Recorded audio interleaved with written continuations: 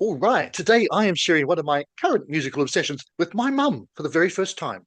So, will she become an instant Brigitte Calls Me Baby fan, or will it be a case of Mummy Calls Me Mad? Let's find out. Hey, I'm Joe, or JSB, and no, other way around.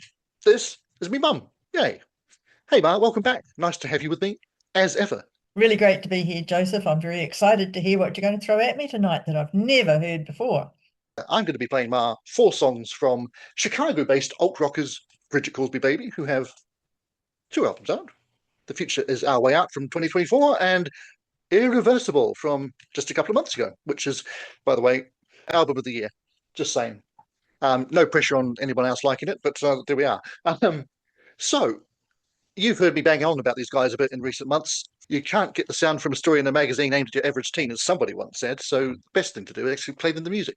So, on that basis, I'm going to explain more about the band and the format of the show as we go. But let's just dive straight into a song.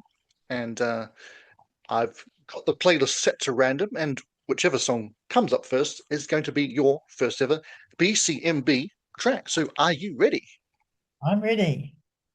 All right, let's go. Your first song of a random four is going to be.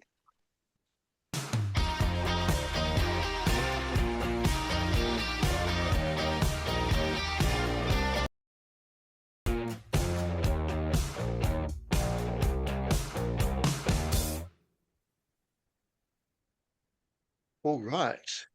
Now, while Ma gathers her thoughts, if you didn't just hear I Can Take the Sun Out of the Sky, that's because most of the music will be edited out of this main version on YouTube, but there will be an extended edition of the episode linked in the description below where you can listen along to all of the songs with us if you're also new to Bridget Calls Me Baby. And if you just know the songs and want to hear what me mum thinks of them, you can just stay right here.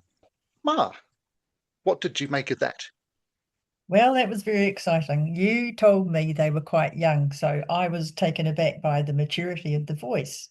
The lead singer sounds, did you say they're in their 20s or I can't remember which one? Yeah, I don't know the exact ages, but yeah, late 20s, early 30s at oldest, I Um, would say.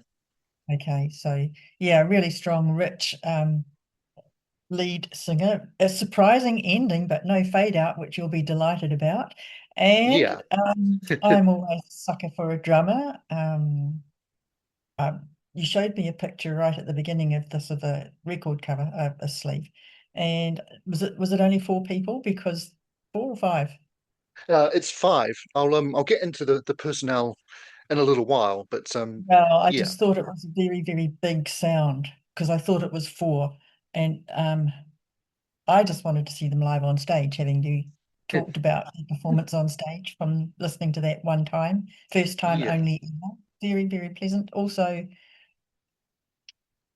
very poppy for you as well. Um, Yeah, that is a very it's a catchy number, but like a lot of their stuff, I mean, on a first listen, you don't necessarily dive into the lyrics, but I mean, that chorus is so upbeat and uplifting. But the last line of it is, "I don't want to try for the rest of my life, so I'm ending it all tonight." yeah, Uh, I got them. Yeah. Yeah. uh, Hopefully, it was only ending the relationship, and no more than that. well, yeah, it's ambiguous as well, which is nice. Mm. The That song is actually they thought the album was done, and that song just came basically out of nowhere, and they said, right, we've got a week to record, mix, and master it and get it added because it's that strong. So um, yeah, and the live feeling is definitely true of the second album. They did a lot of writing and recording, well, not really recording on the road, but when they recorded in LA, they had that live feel in the studio, like a proper old school band, rather than all this Pro Tools nonsense. I'm sounding old already, aren't I? Sorry. Uh, but yeah, I think the one of the things about them that appeals to me is that they're both modern and with some old-fashioned sensibilities to them. Um, so yeah, glad you didn't run off saying that was awful because I would have had to disown you really. But who knows? You might hate the rest of the songs that come up. So Do it's they unlikely, write but you never know. they Hmm? write all their own songs? Yeah.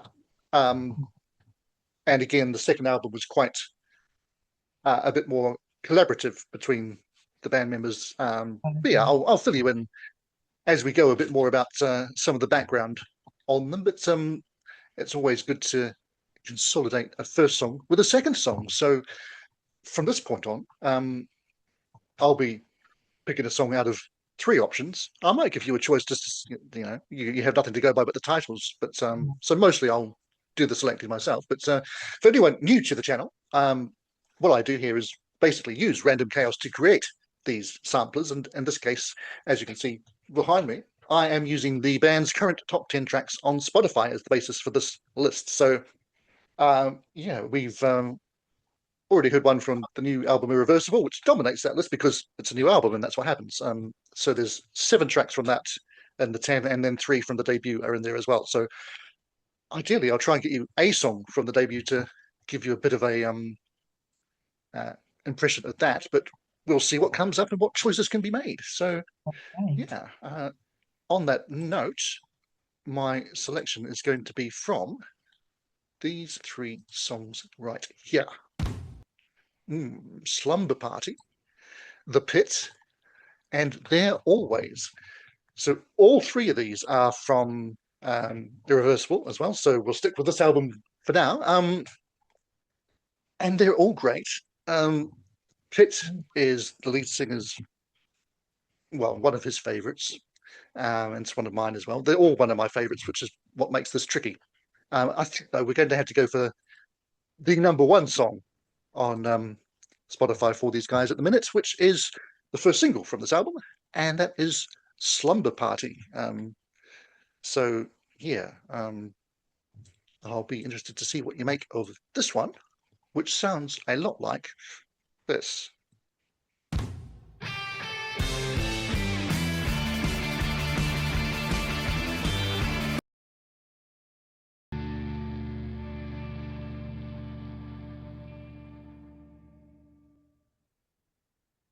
Here we are, another kind of some of their songs just stop rather than end, I would say is my only criticism. But as you say, better than a fade out for sure. So what do we make of that one?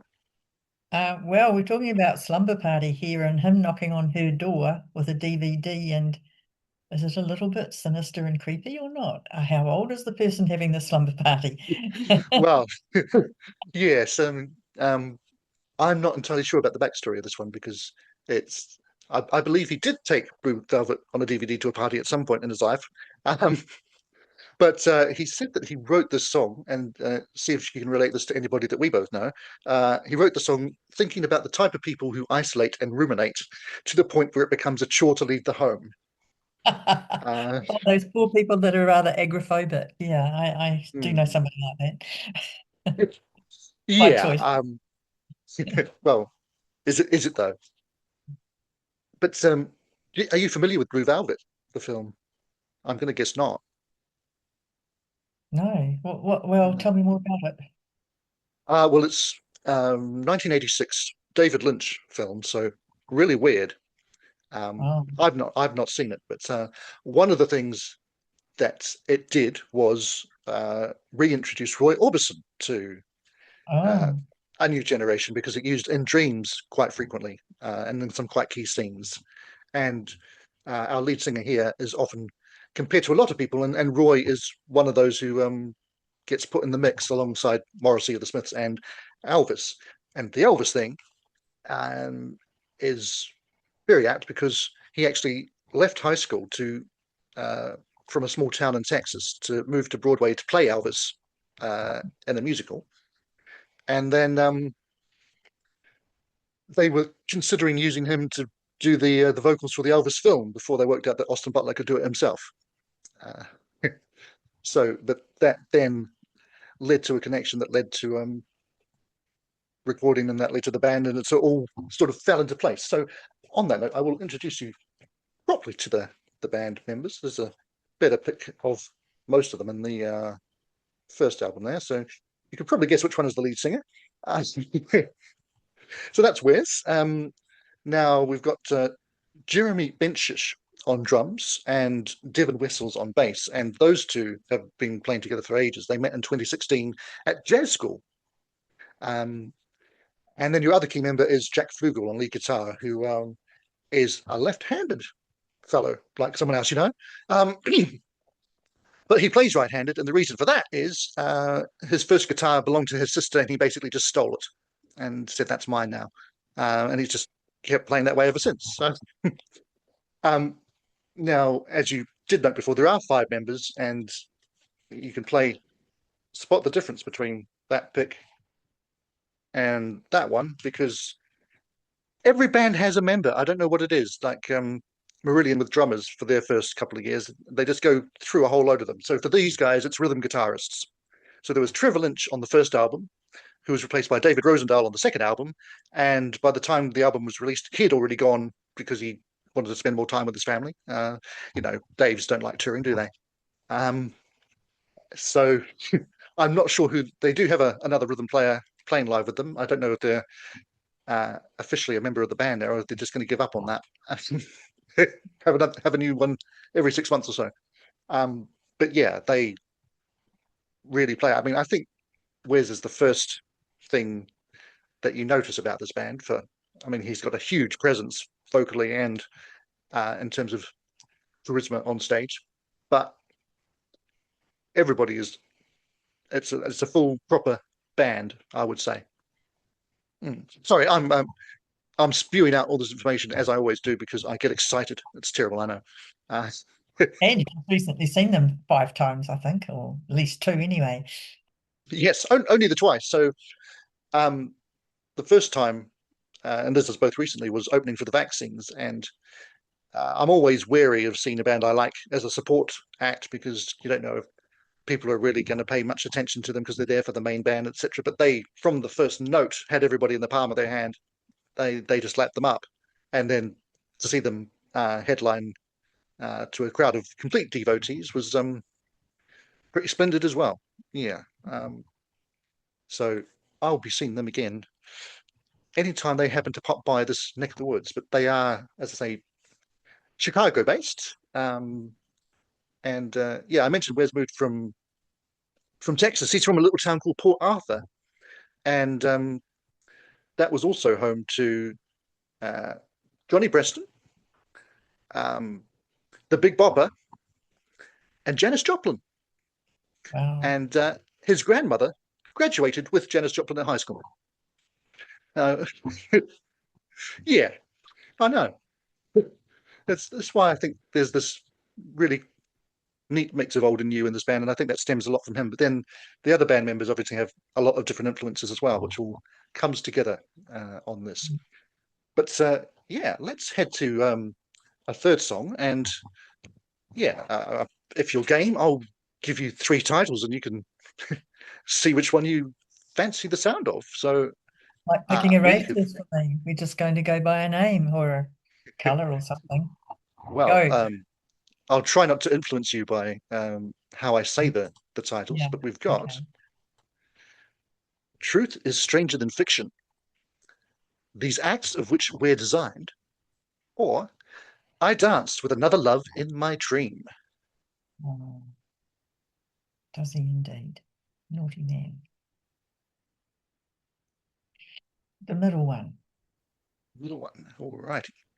Remind us again which one that was, the title. Oh, absolutely. These Acts of Which We're Designed.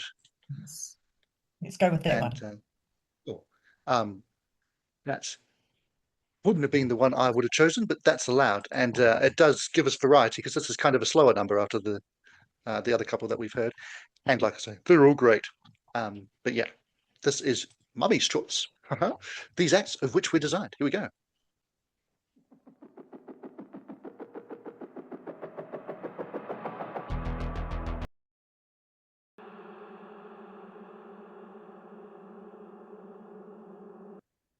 All right. There we are. Slight change of mood there. What did we make of that one then? Well, I can see where the Elvis connection came in. His voice is amazing, isn't it? Can do anything really. Yep. Quite refreshing actually to have, and from what you've said about him being pretty young and going, did you say to Broadway? Hmm. To Elvis, that's such a fantastic training ground, and you know, he's probably got about 50 years experience for whatever age he is, and it shows, doesn't it? It's really amazing. Yeah. Spooky ending, and a little bit of a helicopter sound in there. It reminded me of what was on my screens every day throughout my teenage years, the Vietnam War, and the helicopters going top, top, top, top, top, top, top, top.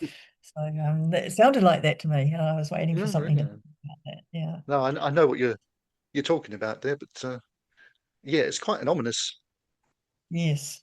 background to it, isn't it? Yeah. Mm. But that was again from Irreversible. In fact, all three of the choices I gave you were from that, which means the last three Ah, that are left are all from the debut. So we'll definitely hear something from that in a aha. moment. But since we're ending the Irreversible section of the show here, Wes has explained the title because there's no title track on this one. But he says Irreversible encapsulates everything we're trying to say. It's all over the lyrics. Everything is irreversible. Everything's done once it's done. You have to embrace that, even the bad things, even the thing that in the moment feels so horrible. You look back in a few years and see, had that not happened, these 9 good things would not have happened either. So that's the kind of broad theme that's running between these tracks. But yeah, Very positive and living in the moment. yeah, and they they did an AMA on Reddit, and that's probably a phrase that means absolutely nothing to you. But AMA is Ask Me Anything, and somebody asked, uh, if someone listens to your music for the first time, what's the one feeling you hope they walk away with? So uh, before I give you Wes's answer, uh, what would you currently be walking away with after these 3 tracks? After these 3 tracks. Brought to mind somebody you're very familiar with. Correct me if I'm wrong, but I think you said that Bob from Magnum always sang as though he was on live stage. Does that Yeah, ring a bell? And that's instantly absolutely. what I felt as well, was that there's that real big feel of energy, and you just get immediately drawn in and involved in what they're doing. So yeah, thrilled to bits with this one. Thank you. Good call. Well, I was hoping you'd like it, but you never can tell. Especially in later life, people get set in their ways and don't want to hear these new fandangled things from bands. But Well, I yeah, tell I you know. what, you've got a rich voice, a hot guitar, and a cool drum. And I was listening desperately for a keyboard there, but I couldn't really pick it up particularly. No, bass player plays keys a bit, but it's not definitely not a key, no pun intended, part of the sound. No, there's. No, I think no. actually some of those sounds that you were hearing there were kind of a synthy bit. Yeah. But yeah, Wes said that he'd like people to feel honest hope, or at least a feeling of some kind of euphoria that comforts and the variety of emotion that life will offer. Um, Oh, and I certainly think that there is. Well, I certainly feel euphoric listening to these guys and watching them. Um, so we're heading towards the end, but going to give you one last song, and as I say, it will definitely be from the debut. So for those who are Brigitte Calls Me Baby fans and don't know what 3 songs are the biggest from their album still, and Spotify is, this is a fluid thing. I don't know how often it changes what's in the top 10, but it's not just this has the most streams ever and they rank it down. It's maybe month to month or something, so it can change as the time goes on.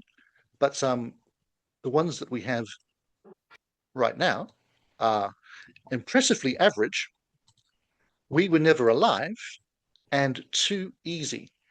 Um, Now, I did see an interview with Wes where he listed Impressively Average and Too Easy as ones that he would want people to hear as their first song, but that was before the second album came out, so I think we're okay. Um, but when I saw them the first time opening for the Vaccines, they opened with We Were Never Alive. So on that basis, and because there's some really great musical interplay in this one, and it has a proper ending as well, let's go for that one. So yeah, we're going to close out our 4 with We Were Never Alive. So do let us know if you would have chosen similarly or different. As I said, in the last choice, I would have definitely gone with I Dance with Another Love in My Dream, which might be my favourite of them all. But how was Mum to know that just from me reading the title out? And yeah, these acts which we designed is pretty cool too. So yeah. Anyway, here we are with We Were Never Alive.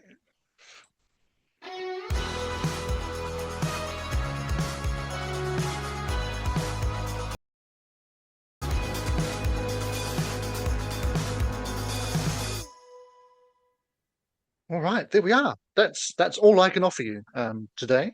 Um, so there is a bit of a different sound to the first album, but what did you make of that compared to the other tracks you've heard? Well, that was a sudden ending again. Boom. They don't always do that, I promise, but it's a recurring theme. Oh, fair enough. That's it. They know what they're up to. It's better than going cha cha cha or something, however they used to end a lot of songs. What did I think of that? Nice lyrics. I just want to see them live. That's the trouble. Yeah. How are we going to I arrange that one? Huh? Mm-hmm. Oh well, Ah, good question. They'll play live somewhere in the world that's not in America, and we'll find our way there together somehow, somewhere. Yes, good plan. But yes, I'm just talking about America because I'm not going anywhere near the place while a certain Luna's in charge. But somebody handed Wes a little sign that they'd made at the headlining gig, and he just looked at it and snorted and passed it to Jack, who looked at it and snorted, and they eventually read it out, and it just said, "The only Americans we recognise." Uh, so yeah, um, but yes, you know how I love me some good musical interplay, and I love that breakdown section where you've got first the drums and then drum and bass and then the guitar solo comes in, and that's I'm all about the vocals, but like I say with this band, I'm all about all of them really. Um, I just yeah, I think that might have been the first song I heard because it was on one of Sean's streams, who's not Tim. Um, Somebody was going to see them in Chicago, who was from Chicago, and they suggested that song, and I heard that, and then soon after went and streamed. Well, I think I was halfway through streaming this album by the time I'd already bought it. And the only thing I don't like about the debut is it's one of those uh, dreadful pieces of packaging where it's literally a folded piece of cardboard with the disc in it and uh, very little in the way of information or lyrics. Whereas the second one has a proper booklet with all the lyrics. So I'm happy that they've progressed in that direction. I mean, I've never been quite as early an adopter of a band as this because the album came out on the 2nd of August, and I had to check and see that I ordered it on the 5th of August, 2024.